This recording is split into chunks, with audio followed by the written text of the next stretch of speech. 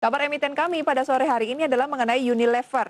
Apa tanggapan Anda mengenai Unilever ini yang mencatat penurunan penjualan pada 3 bulan pertama atau kuartal 1 2021 ini, Pak?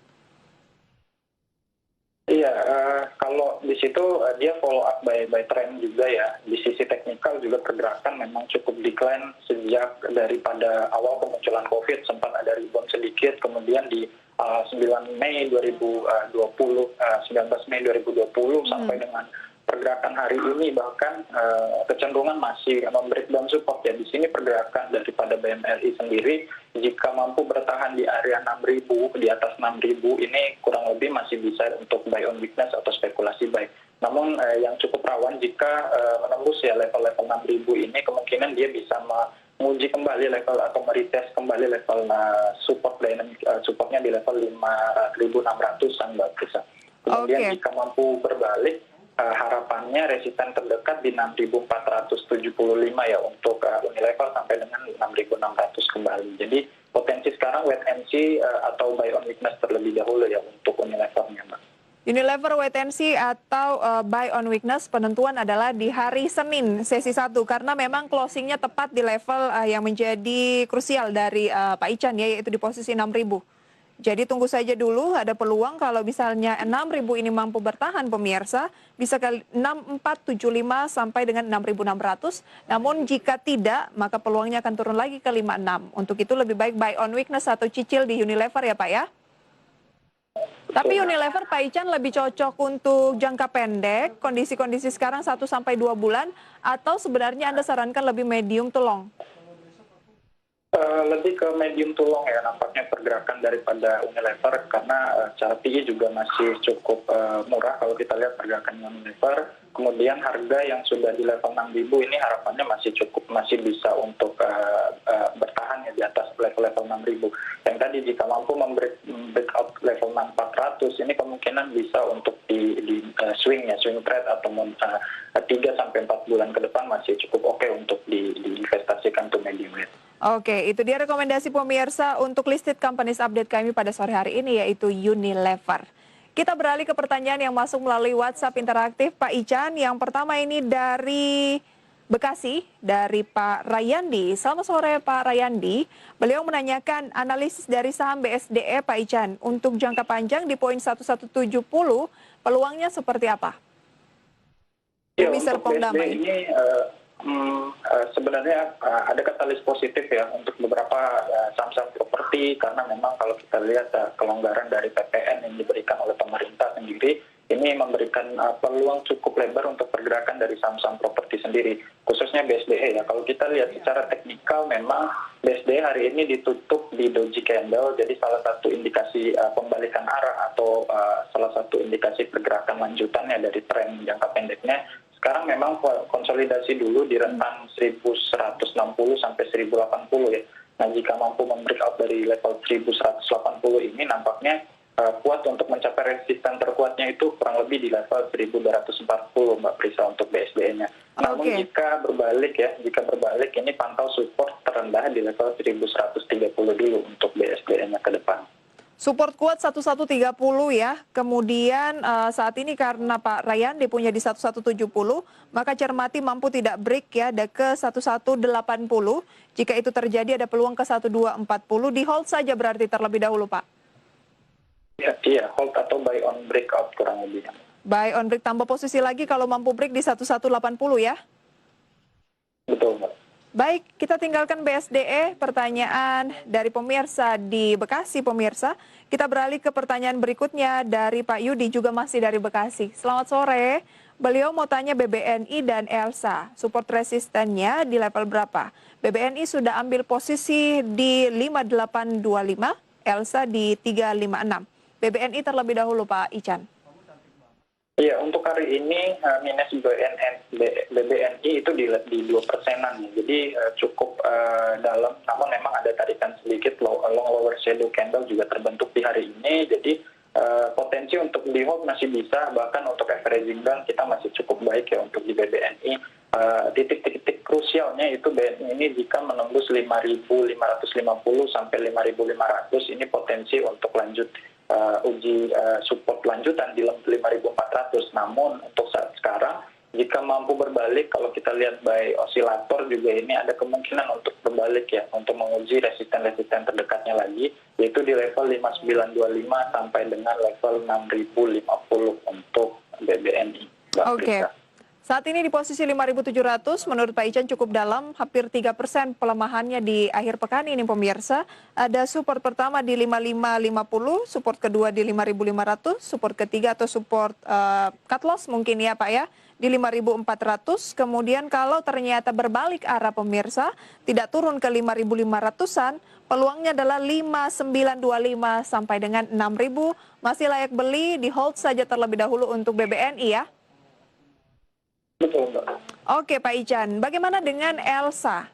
Kalau Elsa, Pak Yudi sudah punya di 356. Oh iya, ini kalau kita lihat pergerakan dari Elnusa sendiri di sini cukup menarik jika 35 ini terbreak. 374 bahkan 402 kemungkinan bisa tercapai ya, karena menyusul jika kita lihat pergerakan daripada bentuk daripada pattern-nya sendiri ini cenderung up and handle pattern, jadi salah satu bentuk candle skenario yang cukup baik dari sisi teknikalnya. Jika mampu membreak level 356, ini langkah baiknya kita hold terlebih dahulu dengan pantau support di level 326 sampai dengan level 334 untuk Elnusanya, Mbak Prita. Oke, boleh diulang kembali Pak, Elsa kan sekarang di 356 nih closingnya, naik 3,49%.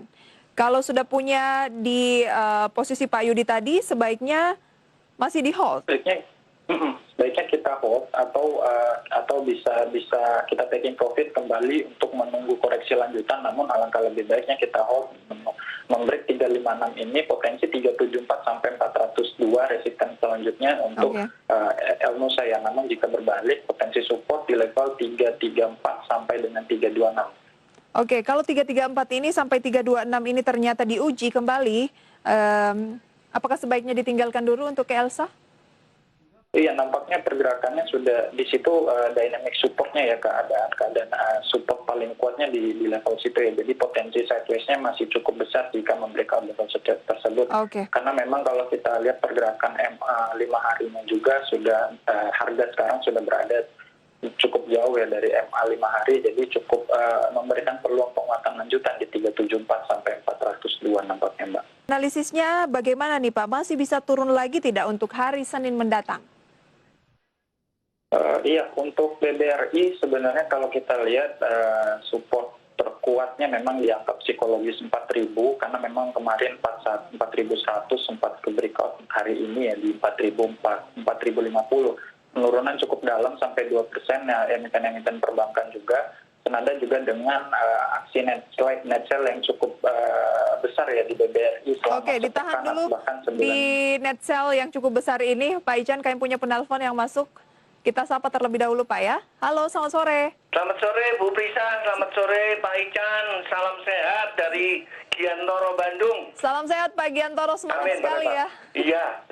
Apa kabar Pak? Luar biasa. Baik, silahkan Pak. Mau menanyakan saham apa? Saham ini saya mau berminat beli saham PNBS sama ABA. Idealnya masuk di harga berapa Bu Prisa ini? Baik. Hanya itu saja? Iya, sama saya punya saham Antam 2520. Support resistennya untuk bulan depan berapa kira-kira? Baik. Iya. Terima kasih. Terima kasih Bu Pak Prita. Giantoro. Selamat sore. Selamat sore Pak dari Bandung. Baik. Pak Ican, kita lanjutkan dulu untuk BBRI tadi ya. Anda katakan net sell-nya masih cukup besar ya? Iya, untuk BBRI ini memang cukup besar arus flow asing yang cukup besar di secara outflow ya. Jadi di bulanan, secara bulanan bahkan mingguan BBRI ini masih nomor 1 top outflow ya. Jadi kalau kita ingin masuk atau ingin mengout kurang lebih kita pantau level psikologis terlebih dahulu. Jika 4.000 ini masih tembus, alangkah baiknya kita wait and see terlebih dahulu ya untuk masuk, karena memang ada gap yang terbentuk ya di tanggal 9 November 2020 lalu. Kemungkinan jika mengisi gap tersebut atau menutup level-level tersebut kurang lebih di angka 3680 dulu pergerakannya cukup dalam. Tapi untuk sekarang kita perhatikan level 4.000 terlebih dahulu. Jika 4.000 ini mampu pullback atau balik ke arah, kemungkinan 4130 sampai depan, misalnya Senin, dicermati oleh Pak Budi, ternyata BBRI ini mampu bertahan di level penutupan 4.050 atau mungkin naik ke 4.100, sebaiknya boleh langsung melakukan pembelian. Iya, buy on breakout saja di level 4.100, kemudian level resisten terdekat itu 4.270, bahkan di 4.300 ya untuk BRI-nya. Tapi waspada justru Pak ya, seandainya turunnya di bawah level psikologis 4.000, maka peluangnya bisa ke 3.680, lebih baik buy on weakness. Iya, betul sekali, buy on weakness, atau kita bisa wait and see dulu, menunggu pergerakan lanjutan seperti apa gitu ya untuk BRI-nya. Kita ke Pak Giantoro tadi menanyakan mengenai BNBS dan ABBA. Menarik tidak untuk di-buy? Saya tertarik untuk beli katanya. Iya, untuk PNBS sebenarnya udah break resisten beberapa kali, memang dynamic resisten sudah ketembus untuk pergerakan dari PNBS. Sekarang sempat koreksi, memang walaupun memang masih cukup wajar karena mengingat kenaikannya juga sudah cukup tinggi yang pergerakan daripada PNBS. Boleh untuk buy on weakness saja di 140 ya, 140 atau di higher low di tanggal 12 April lalu, kita boleh buy on weakness di level tersebut, atau menunggu lebih bawah lagi di level 129 ya untuk PNBS. 129 ya. Karena memang penguatannya 1 bulan terakhir sudah 91%, 1 pekan pun naiknya 21%, jadi ada peluang ini udah kemahalan, lebih baik beli di harga bawah ya? Iya, jadi masih ada cukup rawan untuk profit taking ya Mbak ya, untuk pergerakan dari PNBS ini. Belum menarik berarti untuk buy ya? Iya, untuk sekarang actionnya kita buy on weakness saja, menunggu koreksi lanjutan terlebih dahulu. Tapi kalau ternyata ada penguatan lanjutan, kira-kira target berikutnya dari PNBS, Pak Ican di posisi berapa? Iya, paling tidak dia akan menguji terlebih dahulu highest yang terbentuk ya di level 167, bahkan di 170 level psikologis lanjutan untuk PNBS. Nah, jika mampu tetap ketembus atau ke retest level tersebut, kita boleh sell on strength saja untuk posisi-posisi PNBS ini, karena secara volume bahkan osilator memang sudah overbook ya pergerakan daripada PNBS ini Mbak Prisa.